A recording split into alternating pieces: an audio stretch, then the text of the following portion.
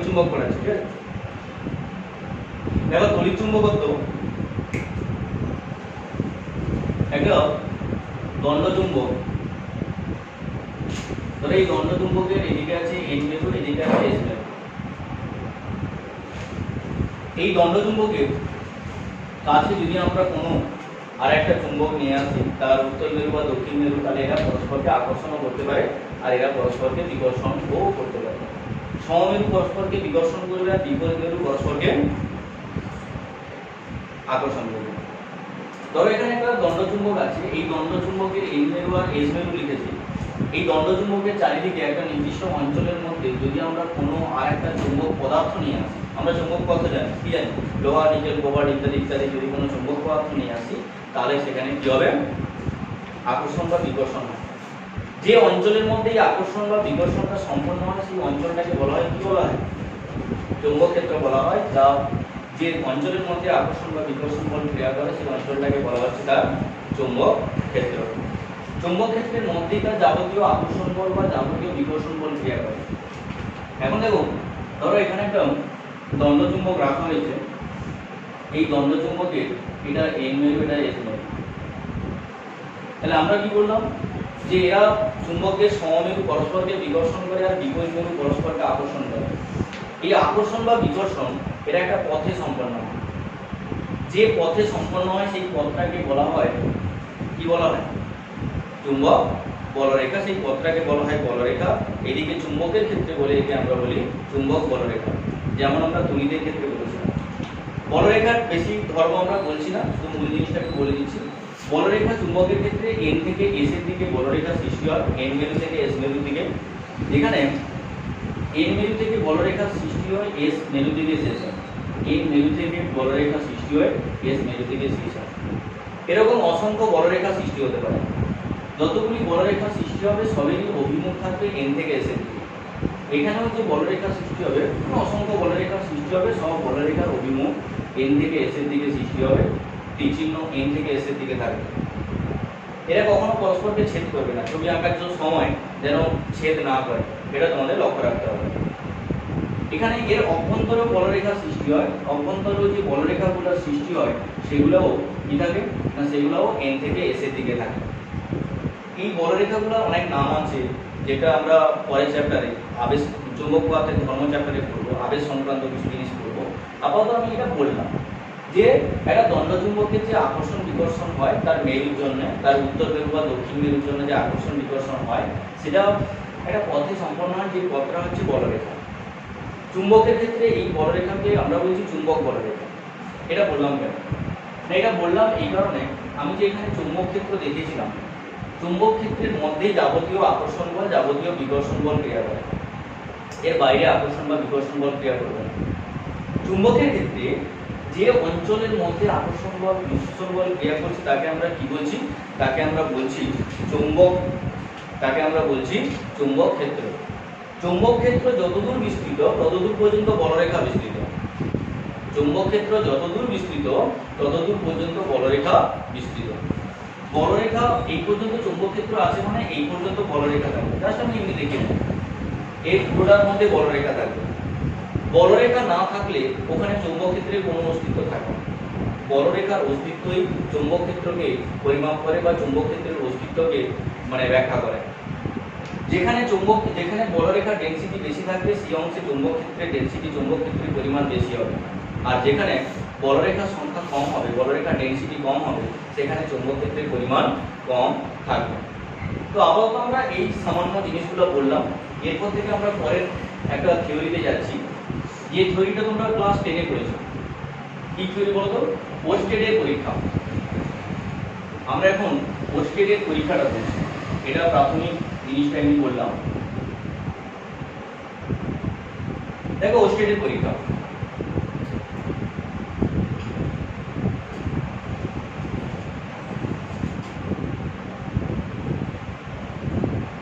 একটা তড়িৎবাহী তার।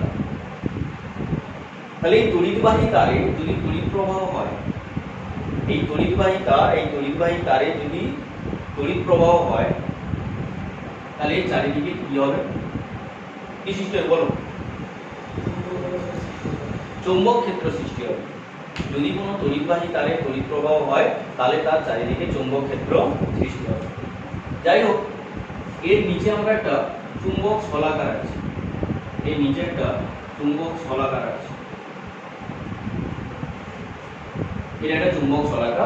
যে চুম্বক শলাকা এদিকে হচ্ছে এন মেরু, এদিকে হচ্ছে এস মেরু।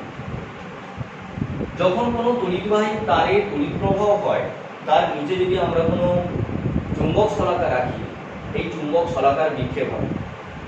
এখানে উত্তর মেরু আছে, দক্ষিণ মেরু আছে। উত্তর মেরু কোনো একটা দিকে বিক্ষেপ হবে, কোনো একটা দিকে সরে যাবে, দক্ষিণ মেরু কোনো একটা দিকে সরে যাবে। সাপোজ আমরা ধরলাম চৌম্বক ক্ষেত্র মানে এই শলাকাটা কি অবস্থান করছে, শলাকাটা এখান থেকে এইভাবে সরে যাচ্ছে, এন এন ডট অবস্থানে আসছে, এস এস ডট অবস্থানে আসছে। মানে এন এন ডট অবস্থানে বিক্ষেপ করছে আর এস এস ডট অবস্থানে বিক্ষেপ করছে।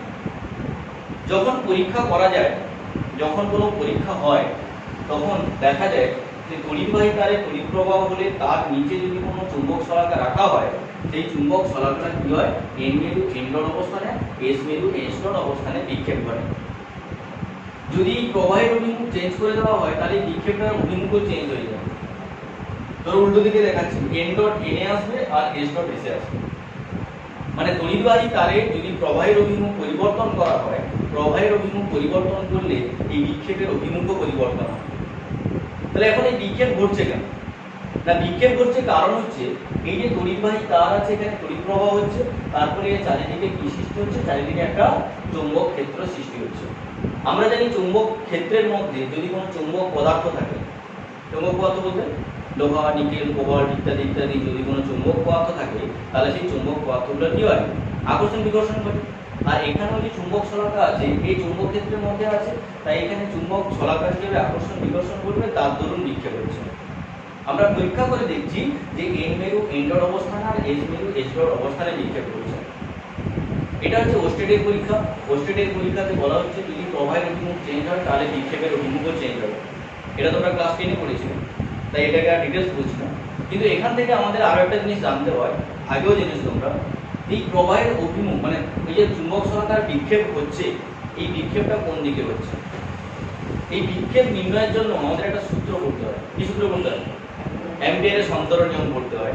আমরা অ্যাম্পিয়ারের সন্তরণ নিয়ম পড়ব। এখান থেকে অ্যাম্পিয়ারের সন্তরণ নিয়ম, অ্যাম্পিয়ার এর সন্তরণ নিয়ম। দেখো এই ক্ষেত্রে কি হয়, এই যে তড়িৎবাহী তারে তড়িৎ প্রবাহ হচ্ছে, এই তড়িৎ প্রবাহ অভিমুখে একজন সন্তরণকারী সাঁতার কাটবে। তড়িৎবাহী তারে যে তড়িৎ প্রবাহ হচ্ছে, এই তড়িৎ প্রবাহ অভিমুখে একজন ব্যক্তি, একজন সন্তরণকারী কি করবে, সাঁতার কাটবে। যদি কোনো সন্তরণকারী এই তড়িৎ প্রবাহ অভিমুখে সাঁতার কাটে, যদি কোনো সন্তরণকারী তড়িৎ প্রবাহ অভিমুখে সাঁতার কাটে তাহলে কি হবে না, তড়িৎ প্রবাহ অভিমুখে সাঁতার কাটবে, ধরো এইভাবে সাঁতার কাটছে, তাহলে সন্তরণকারী বাম হাত কোন দিকে থাকবে, বাম হাত এদিকে থাকবে। সন্তরণকারী ডান হাত কোন দিকে থাকবে, এদিকে থাকবে। বলছে সন্তরণকারী বাম হাত এদিকে থাকবে, সেদিকে চুম্বক শলাকার উত্তর মেরুর বিক্ষেপ হবে। এটা উত্তর মেরু আছে, তাহলে এখানে যদি কোনো সন্তরণকারী থাকে তার বাম হাত কোন দিকে থাকবে, ওইদিকে থাকবে। তখন এই যে চুম্বক শলাকার বিক্ষেপ কি হয়েছে, এন থেকে এন ডটে, মানে বাম হাতের দিকে বিক্ষেপ হয়েছে। এটা হচ্ছে অ্যাম্পিয়ারের সন্তরণ নিয়ম। তাহলে অ্যাম্পিয়ারের সন্তরণ নিয়ম বলছে কোনো তড়িৎবাহী তারে যখন তড়িৎ প্রবাহ হয়, তার নিচে কোনো সন্তরণকারী যদি প্রবাহ অভিমুখে সাঁতার কাটে, সাঁতার কাটতে হবে কোন দিকে, প্রবাহ অভিমুখে। যদি প্রবাহ অভিমুখে সাঁতার কাটে তখন সন্তরণকারীর বাম হাত যেদিকে থাকবে সেদিকে চুম্বক শলাকার উত্তর মেরুর বিক্ষেপ হবে। তাহলে আমরা বিক্ষেপ সংক্রান্ত অ্যাম্পিয়ারের সন্তরণ নিয়ম পড়তে পারলাম। অ্যাম্পিয়ারের সন্তরণ নিয়ম বুঝতে পেরেছো নিশ্চয়ই? তাহলে এখান থেকে দেখো, এরপরে এই যে বিক্ষেপের অভিমুখ নির্ণয় করলাম অ্যাম্পিয়ারের সন্তরণ নিয়মের সাহায্যে। এটাকে আমরা আর একটা নিয়মের সাহায্যে ব্যাখ্যা করতে পারি। আর একটা সূত্র হচ্ছে ডান হাতের বুড়ো আঙুল নিয়ম। আমাদের ডান হাতের বুড়ো আঙুল নিয়ম, ডান হাতটাকে আমরা এইভাবে প্রসারিত করব, এইভাবে প্রসারিত করব। তাহলে এরকম যদি ডান হাতটাকে প্রসারিত করা হয় তাহলে দেখো এই ডান হাতের যে চারটা আঙুল আছে 1 2 3 4, এই চারটা আঙুল কোন দিকে আছে, একদিকে আছে, বাকি বুড়ো আঙুল কি আছে আর একদিকে। এটাকে আমরা এইভাবে বসাবো, তাহলে দেখো যেদিকে চারটা আঙ্গুল আছে এই চারটা আঙ্গুলের দিকে কি হবে না এই চারটা আঙ্গুলের দিকে তড়িৎ প্রবাহ হবে। যেদিকে চারটা আঙ্গুল আছে চারটা আঙ্গুলের দিকে তড়িৎ প্রবাহ হবে। যখন এই চারটা আঙ্গুলের দিকে তড়িৎ প্রবাহ হবে তখন বুড়ো আঙ্গুল কোন দিকে আছে? দেখো বুড়ো আঙ্গুলের দিকে এন থেকে এন্ড হবে, মানে বুড়ো আঙ্গুলের দিকে চুম্বক শলাকার উত্তর মেরুর বিক্ষেপ হবে। ডান হাতের বুড়ো আঙ্গুলের নিয়ম হচ্ছে আমরা যদি একটা ডান হাতকে যদি আমরা প্রসারিত করি চারটা আঙ্গুল একদিকে থাকবে, বাকি বুড়ো আঙ্গুল আর একদিকে থাকবে। এই চারটা আঙ্গুলের অভিমুখ হচ্ছে তড়িৎ প্রবাহের অভিমুখ, আর বাকি যেদিকে বুড়ো আঙ্গুল থাকবে সেদিকটা যেদিকে বুড়ো আঙ্গুল থাকবে সেদিকে কি হবে? চুম্বক শলাকার বিক্ষেপ। চুম্বক শলাকার বিক্ষেপ তাহলে কি চুম্বক শলাকার উত্তর মেরুর বিক্ষেপ হবে। উত্তর মেরু তোমাদের উল্লেখ করতে হবে, চুম্বক শলাকার উত্তর মেরুর বিক্ষেপ ঘটবে। ওকে, এখন দেখো এখানে যেটা বললাম যে চুম্বক শলাকার কেন বিক্ষেপ হবে না, এই যে তড়িৎবাহী তার, এই তড়িৎবাহী তারে তড়িৎ প্রবাহ হচ্ছে, তার ফলে চারিদিকে কি সৃষ্টি হয়? চৌম্বক ক্ষেত্র সৃষ্টি হয়। চৌম্বক ক্ষেত্র সৃষ্টি হচ্ছে বলে এখানে যে চুম্বক শলাকা ছিল চুম্বক শলাকার বিক্ষেপ হচ্ছিল। তাহলে এখানে তড়িৎবাহী তারে তড়িৎ প্রবাহের দরুন যে চৌম্বক ক্ষেত্র সৃষ্টি হচ্ছে, তাহলে চৌম্বক ক্ষেত্র সৃষ্টি হচ্ছে মানে ওখানে চুম্বক বলরেখা আছে। চুম্বক বলরেখা আছে তো, সেই চুম্বক বলরেখার চিত্র অঙ্কন করব, সেই চুম্বক বলরেখার অভিমুখ নির্ণয় করব, সেটাই ক্যালকুলেশন করছি। ঠিক আছে, বুঝেছো? হ্যাঁ, দেখো একটা তড়িৎবাহী তার, এই তড়িৎবাহী তারে তড়িৎ প্রবাহ হচ্ছে, এই তড়িৎবাহী তারে তড়িৎ প্রবাহ হচ্ছে। তাহলে আমরা জানি চারিদিকে কি সৃষ্টি হবে? চৌম্বক ক্ষেত্র সৃষ্টি হবে। এখানে যে চৌম্বক ক্ষেত্র সৃষ্টি হবে তার ছবিটা আমরা একটা তারের ক্ষেত্রে চৌম্বক ক্ষেত্র যে সৃষ্টি হয় প্রতি একক দৈর্ঘ্যে সৃষ্টি হয়। একক দৈর্ঘ্য বলতে ধরো 10 মিটার দীর্ঘতা, তাকে 10 দিয়ে ভাগ করে দেবো, তখন যে দৈর্ঘ্যটা সেটা হচ্ছে একক দৈর্ঘ্য। প্রতিটা অংশে চৌম্বক ক্ষেত্র সৃষ্টি হতে পারে, প্রতিটা অংশে প্রতি একক দৈর্ঘ্যে বলরেখা সৃষ্টি হয়, প্রতি একক দৈর্ঘ্যেই বলরেখা সৃষ্টি হয়। আমি একটা দৈর্ঘ্য ধরে নিলাম, ধরো এই অংশ, এই অংশে যে বলরেখা সৃষ্টি হয় সেই বলরেখাগুলো চিত্র অঙ্কন করব। তার জন্য আমরা এখানে একটা তল কল্পনা করে নিলাম, তার জন্য আমরা এখানে একটা তল কল্পনা করলাম। এই তলটা কিরকম? দেখো আমরা এই প্রমাণটা, এই ক্যালকুলেশনটা বাড়িতেও করতে পারি। ধরো বাড়িতে একটা টেবিল নিয়ে নিলাম, টেবিল আছে, টেবিলের উপরে কি করবো?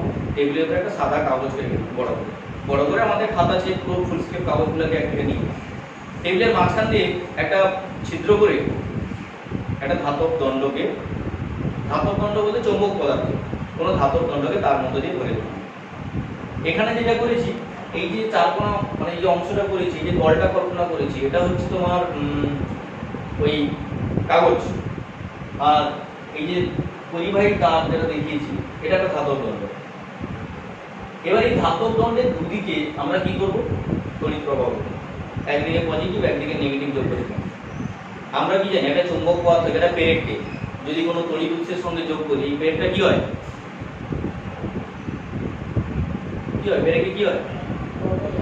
প্রবাহ যায়। প্রবাহ গেলে কি হয়? তার চারিদিকে চুম্বক ক্ষেত্র সৃষ্টি হয়। ওই ধাতব দণ্ডটা মানে পেরেকটাও একটা তড়িৎ চুম্বকের সৃষ্টি হয়। যে চুম্বকটাকে আমরা কি চুম্বক বলি? এই চুম্বকটাকে আমরা বলি তড়িৎ চুম্বক। তাহলে এখানে এই যে এটা যদি আমি একটা পেরেক বলি, তাহলে এই একটা তড়িৎ চুম্বক সৃষ্টি করছে। আমরা তড়িৎ চুম্বককে এইভাবে সৃষ্টি করি, কোনো চৌম্বক পদার্থকে তড়িৎ চুম্বকে সৃষ্টি করি, যেমন লোহাকে সৃষ্টি করি, পেরেককে পরীক্ষা আমরা অনেকবার করেছি। তাহলে এখানে তাহলে এটা যখন চুম্বকে পরিণত হচ্ছে তখন এর চারিদিকে চৌম্বক ক্ষেত্র সৃষ্টি হবে, এর চারিদিকে বলরেখা সৃষ্টি হবে, যেটা আমরা এখন নির্ণয় করব, তার চিত্র অঙ্কন করব, সঙ্গে সঙ্গে তার অভিমুখ নির্ণয় করব। এবার যেটা বলতে চাইছিলাম, আমরা বাড়িতে যখন পরীক্ষা করব কি করব? এই যে কাগজের তলটা আছে, এই কাগজের তলের চারিদিকে এই পুরো তলটার উপরে এলোমেলো ভাবে আমরা কিছু চুম্বকের গুঁড়ো, অনুচুম্বক, ছোট ছোট ক্ষুদ্র ক্ষুদ্র চুম্বক বা কিছু চুম্বক পদার্থকে, চুম্বক পদার্থ যেমন হচ্ছে লোহা, নিকেল, কোবাল্টে যে চুম্বক পদার্থ আছে তার ছোট ছোট ওনাকে আমরা এই টেবিলের উপরে কাগজের উপরে ছড়িয়ে দেবো, অথবা কোনো ছোট ছোট পিন, আলপিন টালপিন থাকলে সেটাকে ছড়িয়ে দেবো। তারপরে যখন তড়িৎ প্রবাহ দেওয়া হবে তাহলে কি সৃষ্টি হবে? তড়িৎ চুম্বক সৃষ্টি হবে। তখন দেখা যাবে যে এই টেবিলের উপরে যে তুমি যেগুলো রেখেছিলে সেগুলো সুন্দরভাবে এরকম সজ্জিত হয়ে গেছে, সেগুলো সুন্দরভাবে এইভাবে সজ্জিত হয়ে গেছে। তাহলে এরকম সজ্জিত হওয়ার অর্থ কি না এখানে চুম্বক বলরেখা সৃষ্টি হচ্ছে। এটা হচ্ছে বলরেখার চিত্র, এগুলা বলরেখার সৃষ্টি বলরেখার বলবো চিত্র। তাহলে বলরেখার যে ছবিগুলো আঁকলাম এটা বলরেখা। এখন এর অভিমুখ নির্ণয় করবো। যাই হোক, এরপরে দেখো এই যে পরিবাহী তারটা এটা একটা ঋজু পরিবাহী তার, এটা দীর্ঘ ঋজু পরিবাহী তার। কোনো বক্র যদি পরিবাহী তার হয় ওখানেও তড়িৎ চুম্বক সৃষ্টি হতে পারে, ওখানেও বলরেখা সৃষ্টি হবে। ওখানে যে বলরেখাগুলো সৃষ্টি হবে সেই বলরেখাগুলো দেখো। ধরো একটা বৃত্ত, এখানে ধরলাম এই দিক দিয়ে প্রবাহ দেওয়া হচ্ছে আর এই দিক দিয়ে প্রবাহ হচ্ছে বাইরে বেরিয়ে আসছে। এই বৃত্তে আমরা যে কোনো জায়গায় বলরেখা চিত্র অঙ্কন করতে পারি আগের মতো। সাপোজ এখানে নির্ণয় করবো, এখানে একটা তল কল্পনা করি। সাপোজ এখানে একটা তল কল্পনা করবো, এই অংশে বলরেখা সৃষ্টি করবো, এখানে এই অংশে বলরেখা চিত্র অঙ্কন করবো। তাহলে এখানে যদি বলরেখা চিত্র অঙ্কন করি, বলরেখাগুলো কিভাবে সজ্জিত হবে? এইভাবে সজ্জিত হবে। এই অংশে বলরেখাগুলি এইভাবে সজ্জিত হবে। যদি এই অংশে বলি তাহলে এই অংশে বলরেখাগুলো এইভাবে সজ্জিত হবে। এই অংশে বলরেখাগুলো এইভাবে সজ্জিত হবে। তাহলে একটা তড়িৎবাহী তারে তড়িৎ প্রবাহ হলে তার চারিদিকে যে চৌম্বক ক্ষেত্র সৃষ্টি হয়, তার চারিদিকে যে চৌম্বক বলরেখা সৃষ্টি হয়, সেই বলরেখার আমরা চিত্র অঙ্কন করতে পারলাম তো। তাহলে বলরেখা চিত্র অঙ্কন করেছি, তার মানে যতদূর পর্যন্ত বলরেখা বিস্তৃত ততদূর পর্যন্ত চৌম্বক ক্ষেত্র বিস্তৃত। ওই যে বলরেখা বিস্তৃতি লাভ করেছে, এই যে চৌম্বক ক্ষেত্র বিস্তৃতি লাভ করেছে, এর অভিমুখ আমাদের নির্ণয় করতে হবে। এর অভিমুখ নির্ণয়ের জন্য আমরা প্রথম পড়ব ম্যাক্সওয়েলের cos নিয়ম বা ডান পাকের cos নিয়ম। ডান পাকের cos নিয়ম খুব ইম্পর্টেন্ট নিয়ম। এটা আমরা প্রচুর ইউজ করব বিভিন্ন জায়গায়, পুরো চুম্বকের প্রায় প্রত্যেকটা জায়গায় কাজে লাগবে। ডান পাকের cos নিয়ম। আমরা স্ক্রু জানি, তাই তো? স্ক্রু, এটা স্ক্রুকে আমরা কি করি? এরকম একটা স্ক্রু আছে, ধরো স্ক্রুটাকে আমরা কি করি? ঘোরাই। কিভাবে ঘোরাবো? ডান দিক দিয়ে ঘোরাবো। ডান দিক দিয়ে ঘোরানোর অর্থ কি? কোন ক্লকওয়াইজ না অ্যান্টি ক্লকওয়াইজ? ক্লকওয়াইজ। তাহলে এখানে এই পেনটাকে আমি স্ক্রু ধরে এটাকে ডান দিক দিয়ে ঘোরাচ্ছি, মানে পুরো আঙুলের ঘূর্ণনটা কি হবে? ক্লকওয়াইজ। তাহলে এভাবে যদি ঘূর্ণন হয় এই স্ক্রুটা কোন দিকে অগ্রগতি হবে? স্ক্রুটার অগ্রগতি হবে উপরের দিকে। আমি যদি বোর্ডের দিকে ব্যাখ্যা করি তাহলে বোর্ডের এই অংশে একটা স্ক্রুকে বসিয়ে আমরা ঘোরাবো। বোর্ডের এই অংশে যদি স্ক্রুকে বসিয়ে এরকম ঘোরানো হয়, কিভাবে ঘোরাবো? এইভাবে। তাহলে স্ক্রুটা কোন দিকে যাবে? স্ক্রুটা কোন দিকে যাবে? বোর্ডের তলার ভিতরের দিকে অভিলম্ব হবে। বোর্ডের তলার ভিতরের দিকে অভিলম্ব হবে। মানে এরকম একটা স্ক্রু আছে, স্ক্রুকে যদি আমরা এইভাবে ডান দিকে ঘূর্ণন হয় তাহলে স্ক্রুর অগ্রগতি এক্ষেত্রে কোন দিকে হচ্ছে? উপরের দিকে। যদি এভাবে বলি, এভাবে ঘুরলে এটা যাবে কোন দিকে? সামনের দিকে। আর যদি বোর্ডের দিকে আমরা বলি ঘূর্ণন হয় তাহলে এদিকেও যদি ক্লকওয়াইজ ঘূর্ণন করা হয়, অর্থাৎ ডান দিকে যদি ঘূর্ণন করা হয়, এদিকে এর অগ্রগতি কোন দিকে হবে? বোর্ডের তলার সঙ্গে লম্ব হবে। এখানে যে তড়িৎবাহী তার তড়িৎ প্রবাহ হচ্ছে, এই তড়িৎবাহী তারের প্রবাহ অভিমুখে আমরা একটা ডান পাকে স্ক্রু ঘোরাবো। দেখো এটা ডান পাকে স্ক্রু ঘোরাবো। তাহলে এই স্ক্রুটাকে যদি এভাবে ঘূর্ণন হয় তাহলে এর অগ্রগতি কোন দিকে হচ্ছে? উপরের দিকে হচ্ছে। যেদিকে স্ক্রুয়ের অগ্রগতি হচ্ছে সেই দিকটা হচ্ছে প্রবাহের অভিমুখ। এই দিকটা কি হচ্ছে?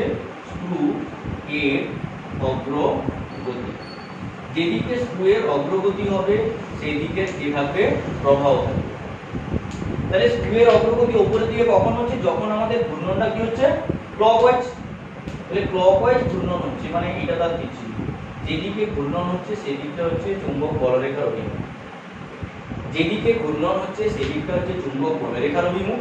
আর ঘূর্ণনের ফলে তার স্ক্রুটার যে অগ্রগতি যেদিকে হচ্ছে সেই দিকটা কার অভিমুখ? সেই দিকটা হচ্ছে তড়িৎ প্রবাহের অভিমুখ। যেদিকে স্ক্রুয়ের ঘূর্ণন হচ্ছে সেই দিকটা হচ্ছে কি?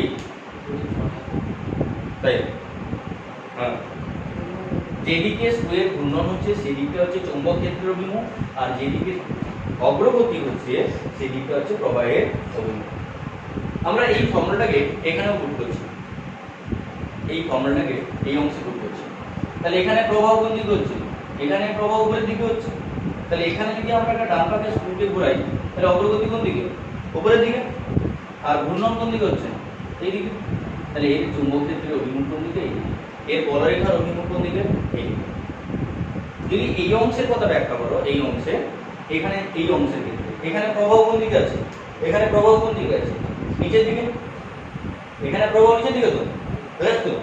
এখানে প্রবাহ নিচের দিকে। তাহলে এখানে যদি একটা ডান পাকে স্ক্রুকে আমরা ঘোরাই এইভাবে, এখানে যদি ডান পাকে স্ক্রুকে ঘোরাবো, প্রবাহ এত নিচের দিকে তো আসবে, কিন্তু ঘূর্ণন কোন দিকে হবে?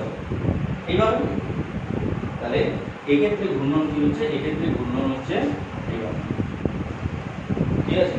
তাহলে আমাদের প্রবাহের অভিমুখ জানতে পারলে আমরা চৌম্বক ক্ষেত্রের অভিমুখ নির্ণয় করতে পারবো, চৌম্বক বলরেখার অভিমুখ নির্ণয় করতে পারবো। চৌম্বক বলরেখার অভিমুখ যদি আমরা নির্ণয় করতে পারি তাহলে আমরা বলতে পারবো চৌম্বক ক্ষেত্রের অভিমুখটাও। চৌম্বক ক্ষেত্রের নিজস্ব কোনো অভিমুখ নির্ণয় করা যায় না। চৌম্বক ক্ষেত্রের অভিমুখ নির্ণয় করতে গেলে আমাদের চৌম্বক বলরেখার অভিমুখ নির্ণয় করতে হয়। চৌম্বক বলরেখার অভিমুখ যদি নির্ণয় করতে পারা যায় তবেই আমরা চৌম্বক ক্ষেত্রের অভিমুখ নির্ণয় করতে পারবো। তাহলে এখানে ডান পাকে স্ক্রু নিয়ম ভালো করে জানবেন, প্রত্যেক জায়গায় আমরা প্রয়োগ করব। এই স্ক্রু নিয়মটার পরিবর্তে আমরা আরেকটা নিয়ম বলতে পারি। স্ক্রু নিয়মটার পরিবর্তে আমরা আরেকটা নিয়ম বলতে পারি। সেই নিয়মটা হচ্ছে ডান হাতের মুষ্টি নিয়ম। মুষ্টি বলতে মুঠো, ডান হাতের মুষ্টি নিয়ম। আমরা একটা তড়িৎবাহী তারকে মুঠো করে ধরব। এটা পরিবাহী তার, প্রবাহ হচ্ছে, এই পরিবাহী তারটাকে এরকম মুঠো করে ধরব। তাহলে এই পরিবাহী তারটাকে যদি আমরা মুঠো করে ধরি, দেখো বুড়ো আঙুল কোন দিকে আছে? উপরের দিকে। যেদিকে বুড়ো আঙুল আছে সেদিকে তড়িৎ প্রবাহ হবে, যেদিকে বুড়ো আঙুল আছে সেদিকে তড়িৎ প্রবাহ হবে। তখন বাকি চারটা আঙুল দেখো একটা মুখ করে আছে, বাকি চারটা আঙুল যেদিকে ঘূর্ণন আছে, মানে এর যে চারটা আঙুলের মোশন যেদিকে দেখাচ্ছে ঠিক কিচ্ছু না সেদিকে আছে।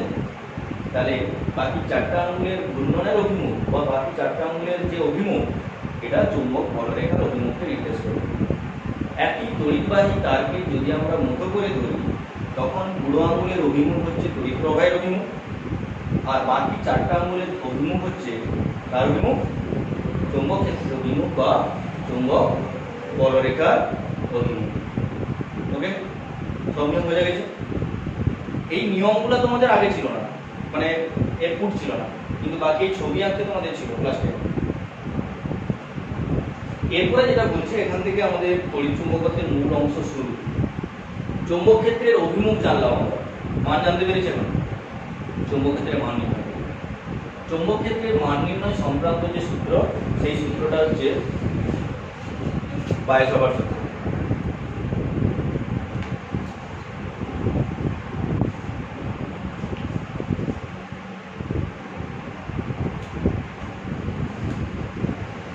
তাহলে এখন আমরা চৌম্বক ক্ষেত্রের মান নির্ণয় করব।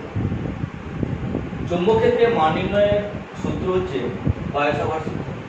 বায়স-হাভার্ট সূত্র।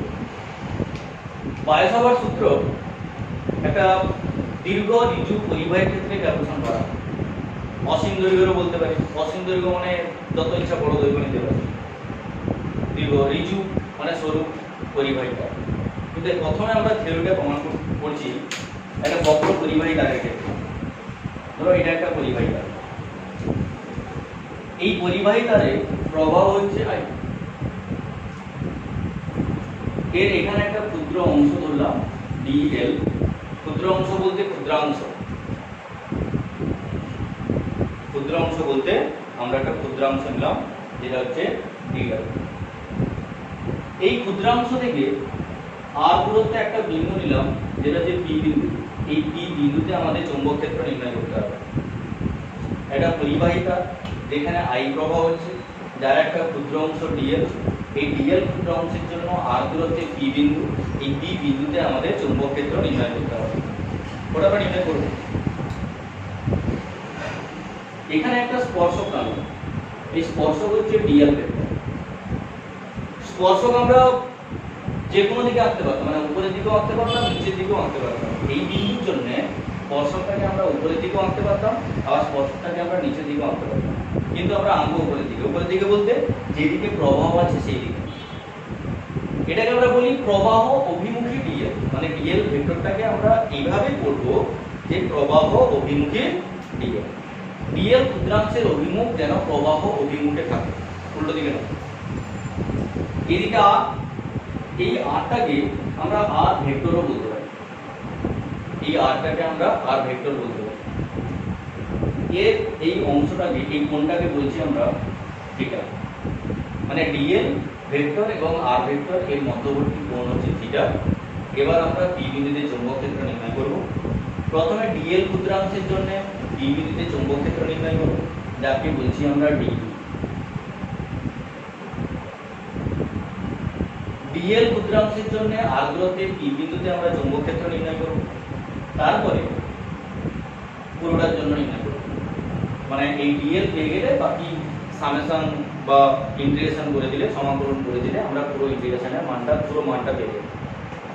এই যে চৌম্বক ক্ষেত্র ভেক্টর ডিবি এর মান কত হয়, এই সংক্রান্ত সূত্র বায়সভার সূত্র। বায়সভার বলেছে যে এই চৌম্বক ক্ষেত্র ভেক্টর ডিবি এটা কার সঙ্গে সমানুপাতিক না, চৌম্বক ক্ষেত্র ভেক্টর ডিবি এই ক্ষুদ্রাংশ ডিএল এর সঙ্গে সমানুপাতিক, ক্ষুদ্রাংশ ডিএল এর সঙ্গে সমানুপাতিক। 2 নম্বর, চৌম্বক ক্ষেত্র ভেক্টর ডিবি এই যে প্রবাহ আছে, এই প্রবাহ আই এর সঙ্গে সমানুপাতিক। 3 নম্বর, চৌম্বক ক্ষেত্র vector DB proportional to 1/r²। এই যে দূরত্বটা, দূরত্ব আর, তার বর্গের ব্যস্তানুপাতিক। কিন্তু এটাকে তোমাকে বলতে হবে যে ক্ষুদ্রাংশ থেকে প্রদত্ত বিন্দু পর্যন্ত দূরত্ব আর, তার বর্গের ব্যস্তানুপাতিক। ক্ষুদ্রাংশ থেকে প্রদত্ত বিন্দু পর্যন্ত দূরত্ব আর, তার বর্গের ব্যস্তানুপাতিক। ঠিক আছে? এটা কেন বলতে হবে না, যখন আমরা এটাকে প্রয়োগ করব সেখানে এরকম অনেক আর দূরত্ব পাবো, তার মধ্যে বায়সভার সূত্রের আর কোণ